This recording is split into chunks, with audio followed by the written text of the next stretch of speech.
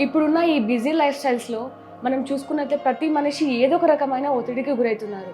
Like family problems కావచ్చు, job pressures కావచ్చు, ఇలాంటివి చాలా ఉన్నాయి. ఇవన్నీ తగ్గించడానికి అండ్ ఒక మనిషి ఫిట్‌గా అండ్ హెల్తీగా ఉండడానికి టిప్స్ చెప్పడానికి ఇప్పుడు మన ముందున్నారు ఒక స్పెషల్ గెస్ట్ సంగీత గారు.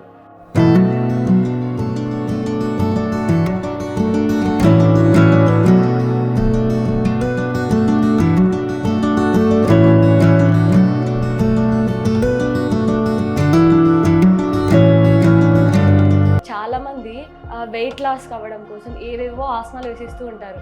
అండ్ ఇంకొకటేంటంటే యోగా అంటేనే ఆసనాలు అనుకుంటూ ఉంటారు. దీని మీద మీ స్పందన ఏంటి మేడం? యోగాలో ఆసనాలు అనేది ఒక పార్ట్ మాత్రమే.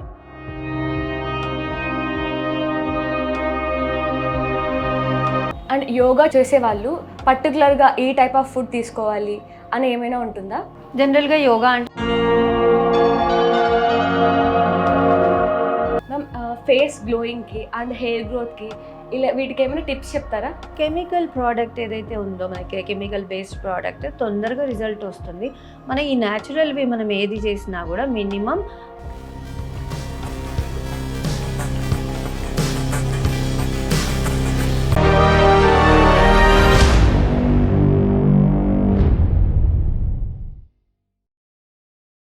హాయ్, హలో, నమస్తే. Welcome to signal TV. నేను మీ ప్రత్యూష. ఇప్పుడున్న ఈ బిజీ లైఫ్ స్టైల్స్‌లో మనం చూసుకున్నట్లయితే ప్రతి మనిషి ఏదో ఒక రకమైన ఒత్తిడికి గురైతున్నారు. లైక్ ఫ్యామిలీ ప్రాబ్లమ్స్ కావచ్చు, జాబ్ ప్రెషర్స్ కావచ్చు, ఇలాంటివి చాలా ఉన్నాయి. ఇవన్నీ తగ్గించడానికి అండ్ ఒక మనిషి ఫిట్‌గా అండ్ హెల్తీగా ఉండడానికి టిప్స్ చెప్పడానికి ఇప్పుడు మన ముందున్నారు ఒక స్పెషల్ గెస్ట్ సంగీత గారు. నమస్తే మ్యామ్. నమస్తే. మ్యామ్, అసలు ఈ కాస్మెటిక్ యోగా థెరపీ అంటే ఏంటి? అసలు దీని గురించి ఏమైనా చెప్తారా? సిగ్నల్ టీవీ ప్రేక్షకులందరికీ నమస్కారం. కాస్మెటిక్ యోగా థెరపీ ఇది ఒక యాక్చువల్‌గా యూనిక్ కాంబినేషన్ అనమాట. జనరల్‌గా యోగా థెరపిస్ట్ ఉంటారు. కాస్మెటిక్ థెరపిస్ట్‌లు ఉంటారు. సో, కాస్మెటిక్ యోగా థెరపీ అంటే బేసిక్‌గా నేను బ్యూటీ ఎక్స్‌పర్ట్. సో, తర్వాత కొన్ని ప్రాబ్లమ్స్ అనేవి ఏదైతే ఆ ఫీల్డ్‌లో మేము చూసామో బ్యూటీ ఎక్స్‌పర్ట్ ఫీల్డ్‌లో గానీ, బ్యూటీ ఫీల్డ్‌లో గానీ నెక్‌కి సంబంధించి, స్పైన్‌కి సంబంధించి ఇలాంటి ఇష్యూస్ అన్నీ వచ్చినప్పుడు ఏమవుతుందంటే, వాటిని సాల్వ్ చేయలేక ఫీల్డ్ వదిలేయడము అలా జరుగుతూ ఉండిందనమాట. సో, అలా నేను వదిలేయకూడదు, నా ఇంట్రెస్టెడ్ ఫీల్డ్ ఏదైతే ఉందో అది వదిలేయకూడదు అని చెప్పేసి నేను యోగా కూడా దానికి యాడ్ చేశాను. సో, యాడ్ చేసినప్పుడు both as like combined together as cosmetic yoga therapy. అంటే మనము ఇంటర్నల్‌గా ఎంతవరకు అంటే బాహ్యంగా మన సౌందర్యాన్ని ఎంతవరకు మనం కాపాడుకోవచ్చు, ఎప్పుడైతే ఇది మనం బాహ్యంగా కంట్రోల్ చేయలేనప్పుడు మానసికంగా మనం ఎలా అయితే దృఢంగా మారొచ్చో, సో ఈ రెండింటి కాంబినేషన్‌ని నేను కాస్మెటిక్ యోగా థెరపీ కింద తీసుకొచ్చాను. మ్యామ్, ఇప్పుడు మనం చూసుకున్నట్లయితే బయట ప్రతి మనిషి ఏదో ఒక రకమైన ప్రెజర్స్‌తో ఉన్నారు మేడం ఒత్తిడికి. లైక్ వాళ్ళ ఫ్యామిలీ ప్రాబ్లమ్స్ కావచ్చు, వాళ్ళు చేసే ప్రొఫెషనల్ జాబ్ గురించి కావచ్చు, ఇలా చాలా రకాల ప్రెజర్స్ ఉన్నాయి. వీటన్నిటిని తగ్గించడానికి యోగా ఏమైనా యూజ్ అవుతుందంటారా? పోస్ట్ పాండమిక్ యాక్చువల్‌గా యోగానే చాలా ఇంపార్టెంట్ రోల్ ప్లే చేస్తుంది. ఎందుకంటే మీరు చూస్తూనే ఉన్నారు కదా! అన్‌టైమ్‌లీ డెత్స్ అవి, విగరస్ యాక్టివిటీ ఎక్సర్సైజ్ చేసినప్పుడు కొంచెం అన్‌టైమ్‌లీ డెత్ అనేది ఎక్కువగా మనం చూస్తూ ఉన్నాం. కాబట్టి ఏంటంటే ఆహ్, కోవిడ్ టైంలో ఏం జరిగింది అంటే కొంత లంగ్స్ కెపాసిటీ అనేది కొంతమందిలో తక్కువ అవ్వడం జరిగిందనమాట.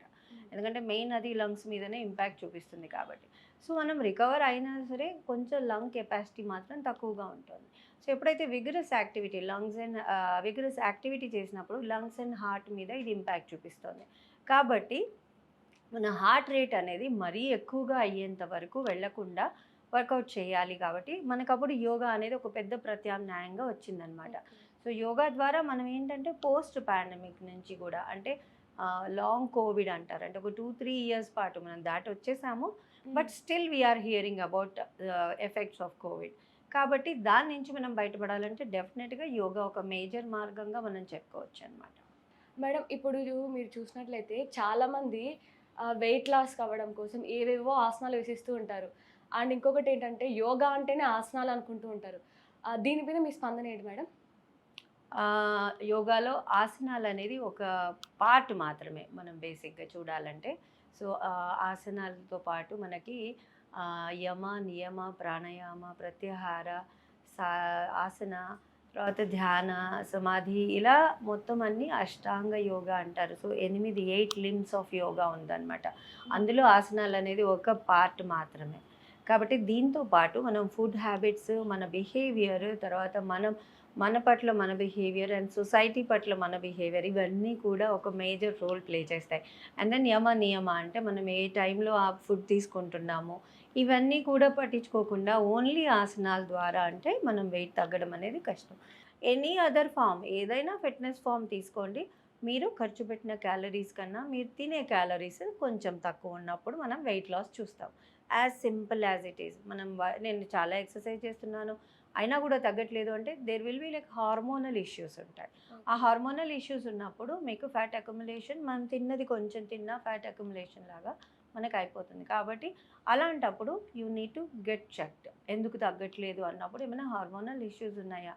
ఎందుకు అంటే ఇప్పుడు టీనేజర్స్ కావచ్చు, ఎవరైనా కూడా మీరన్నట్టు వర్క్ ప్రెషర్స్ అవన్నీ బాగా ఉంటున్నాయి. కాబట్టి ఈ వర్క్ ప్రెషర్స్ ఎప్పుడైతే ఉన్నాయో మనకు, అలాంటప్పుడు మనకి హార్మోన్ చేంజెస్ చాలా వచ్చేస్తాయి అన్నమాట. విమెన్లో అయితే పీసీఓఎస్ ఇలాంటివన్నీ ఉంటాయి కాబట్టి దానివల్ల కూడా వెయిట్ తగ్గడం కష్టమవుతుంది. సో అలాంటిది ఏమీ లేదు, మిగిలినదంతా నార్మల్ ఉంది అన్నప్పుడు మనం ఫుడ్ ఇంటేక్లో చెక్ చేసుకున్నట్లయితే డెఫినెట్గా పనిచేస్తుంది. కానీ ఫుడ్, ఎక్సర్సైజ్ వీటన్నింటికన్నా కూడా ఇంపార్టెంట్ పాయింట్ ఒకటి ఉందన్నమాట. అదేంటంటే మీ నిద్ర.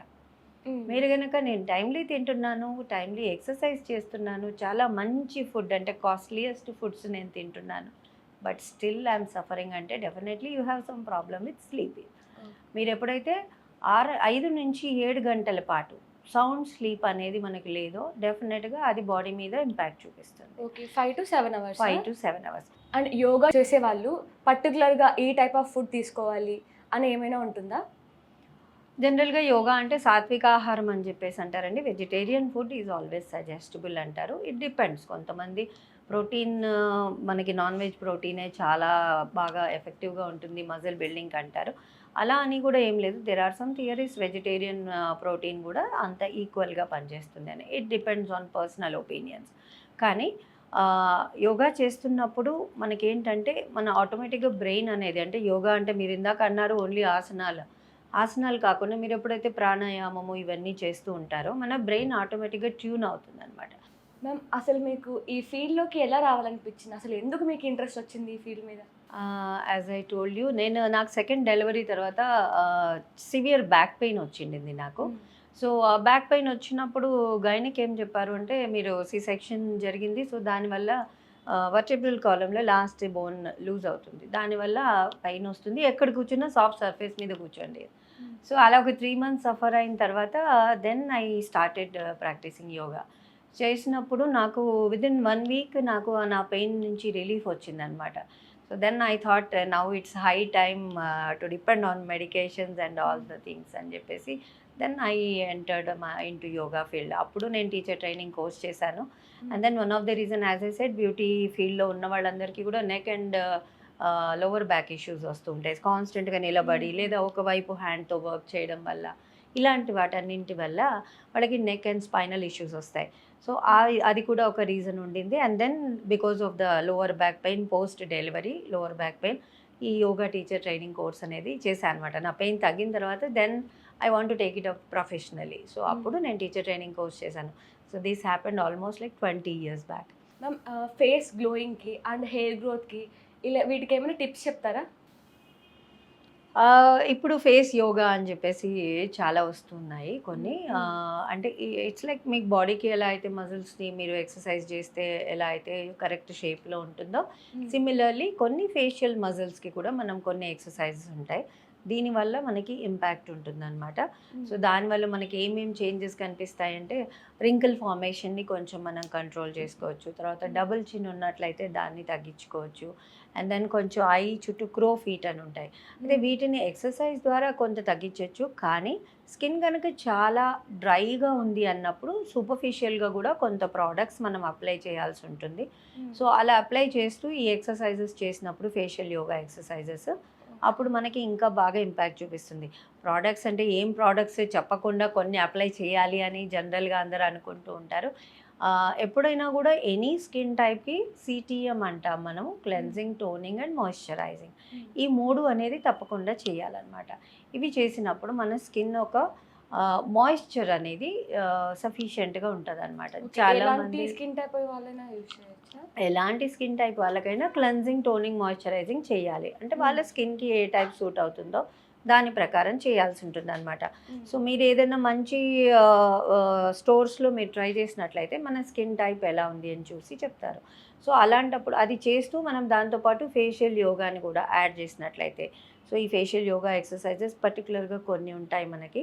అవి కనుక ఎవ్రీడే ప్రాక్టీస్ చేస్తే డెఫినెట్లీ మనకి ఇంపాక్ట్ చాలా ఉంటుందన్నమాట. తర్వాత ఏమవుతుందంటే చాలామంది ఏం చేస్తారు, నాకు ఒక ప్రోడక్టే సూట్ అయింది నేను యంగ్గా ఉన్నప్పుడు, లైక్ 20-30 ఇయర్స్ ఉన్నప్పుడు నాకు ఇది బాగా సూట్ అయింది, నేను ఇదే వాడతాను, నాకు చాలా బాగుంది అనుకుంటారు. కానీ మనకి 20 ఇయర్స్ నుంచి 30 ఇయర్స్, 40 ఇయర్స్, 50 ఇయర్స్ ఇలా ఏజ్ గ్రూప్ మనకి ఒక్కొక్క డెకేడ్ చేంజ్ అవుతున్నా కొద్దీ మన స్కిన్ టెక్స్చర్ అనేది మారిపోతూ ఉంటుంది. బాగా ఆయిలీగా ఉన్న వాళ్ళది మీడియం అవుతుంది, మీడియంగా ఉన్న వాళ్ళది డ్రై అవుతుంది. అలా మారుతూ ఉంటుంది కాబట్టి మనం స్కిన్కి యూజ్ చేసే ప్రోడక్ట్స్ కూడా మార్చాల్సి వస్తుంది. లేకపోతే ఏమవుతుందంటే అదే ఆయిలీగా ఉన్న వాళ్ళది ఏమవుతుందంటే అదే యూజ్ చేస్తున్నప్పుడు ఇంకా స్కిన్ ఏజ్ మారుతున్న కొద్దీ అది ఇంకా మనకి డ్రై చేసేస్తుంది అనమాట స్కిన్ని. ఇప్పుడు క్యూరియాసిటీ ఉంటుంది కదా, ఏం ప్రోడక్ట్ చెప్పకుండానే మనం అన్ని స్కిన్ కేర్ గురించి మాట్లాడుతున్నామని. సో సింపుల్గా చెప్పాలి అంటే ఓట్ మీల్స్ అండి. ఓట్ మీల్ మనకి బాగా పనిచేస్తుంది స్కిన్కి. అది ఇప్పుడు ఆయిలీగా ఉంది అనుకోండి, ఓట్ మీల్ని మీరు కొంత పెరుగులో కొంచెం నానబెట్టేసి దాంతో స్క్రబ్ చేసుకుని దాన్ని అలాగే వదిలేసినట్లయితే it acts as a pack.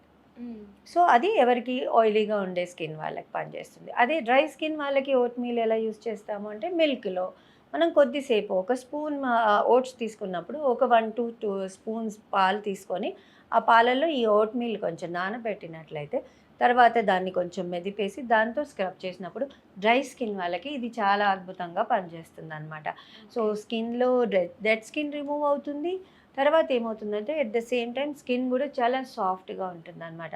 So ఎంత మనం కెమికల్వి ప్రోడక్ట్స్ అవి యూజ్ చేసినా at certain point even I felt natural products work really well. So నేను 30 ఇయర్స్ నుంచి ఈ బ్యూటీ ఫీల్డ్లో ఉన్నాను, but still sometimes I go for natural products like aloe vera gel and vote meal pack, తర్వాత మనం మీగడ యూజ్ చేసి శనగపిండి ఇలాంటివి మనం కూడా యూజ్ చేసినప్పుడు చాలా మంచి రిజల్ట్ ఉంటుంది. కానీ కెమికల్ ప్రోడక్ట్ ఏదైతే ఉందో మనకి కెమికల్ బేస్డ్ ప్రోడక్ట్ తొందరగా రిజల్ట్ వస్తుంది. మన ఈ న్యాచురల్వి మనం ఏది చేసినా కూడా మినిమం 5-6 వారాల పాటు రెగ్యులర్గా చేసినప్పుడు మంచి రిజల్ట్ మనకి లాంగ్ స్టాండింగ్గా వస్తుంది.